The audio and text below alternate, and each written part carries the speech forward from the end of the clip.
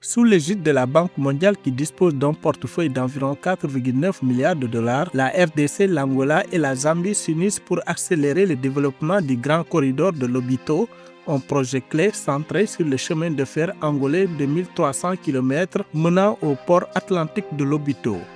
Le marché obligataire du Ghana a traité un volume de 2,61 milliards de cédis, environ 238 millions de dollars, à travers 6 984 transactions le mardi 3 février 2026. L'activité a été largement dominée par les bons du Trésor qui ont totalisé 1,62 milliard de cédis en 6 892 transactions. La BAD a lancé un programme d'assistance technique pour le groupe Crédit Agricole du Maroc. Ce programme est financé par un don d'1 million de dollars provenant de l'initiative pour les banques vertes africaines.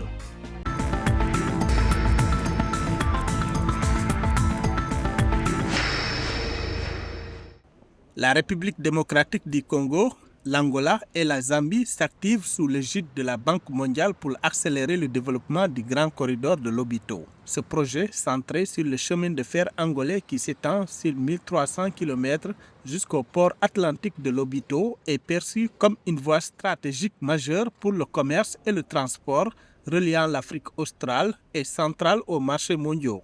L'importance du projet pour la RDC et la Zambie notamment réside dans le potentiel d'exportation de leurs produits miniers. Daniel Mukoko Samba, vice-premier ministre de la RD Congo, a souligné la nécessité de rentabiliser ce corridor. La rentabilité de ce chemin de fer dépend évidemment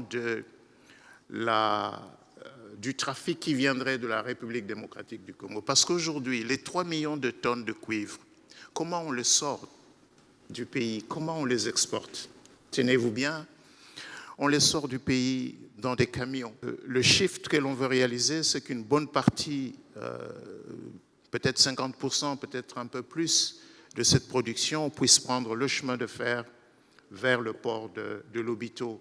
Mais pour cela, il faut bien sûr réaliser une jonction ferroviaire dans de bonnes conditions sur le territoire congolais pour faire de ce chemin de fer de Benguela un corridor, un vrai corridor de développement. Au-delà du simple transport, l'ambition des pays est de transformer le corridor en une véritable zone de développement. Samba Mukoko a également mentionné l'intention de localiser des usines de transformation dans cette zone.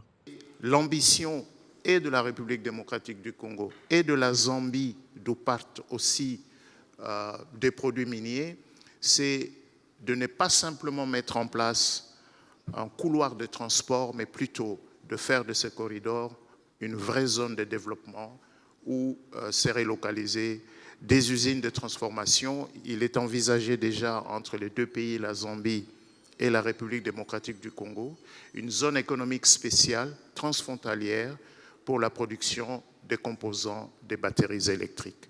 En marge de cette initiative régionale, il est à noter que le portefeuille de la Banque mondiale en Angola s'élève à environ 4,9 millions de dollars américains au 1er janvier 2026. Ce soutien financier est jugé essentiel pour la concrétisation des infrastructures et des réformes nécessaires au succès du corridor de Lobito.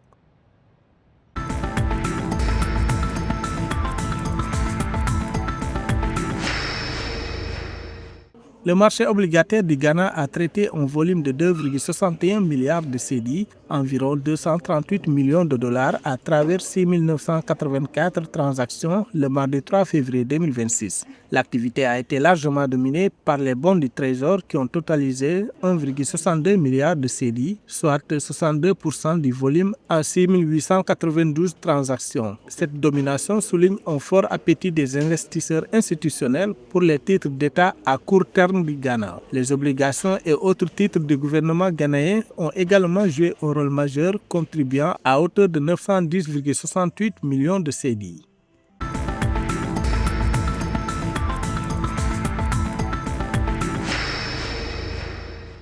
La Banque africaine de développement BAD a lancé un programme d'assistance technique pour le groupe Crédit Agricole du Maroc. Ce programme est financé par un don d'1 million de dollars provenant de l'initiative pour les banques vertes africaines et du Centre de coopération multilatérale pour le financement du développement. L'objectif principal est de renforcer les capacités institutionnelles, opérationnelles et financières du Crédit agricole du Maroc. Il vise à faciliter la mobilisation de capitaux concessionnels et privés en faveur de l'agriculture marocaine.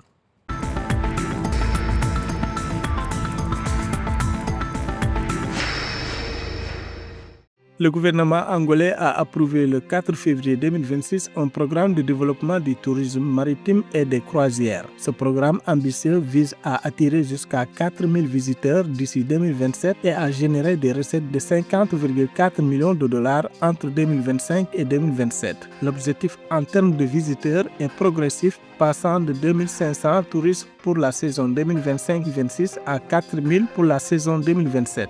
Ce plan s'appuie sur une expérience antérieure, l'Angola ayant déjà accueilli 35 navires de croisière et près de 21 000 visiteurs entre 2013 et 2025.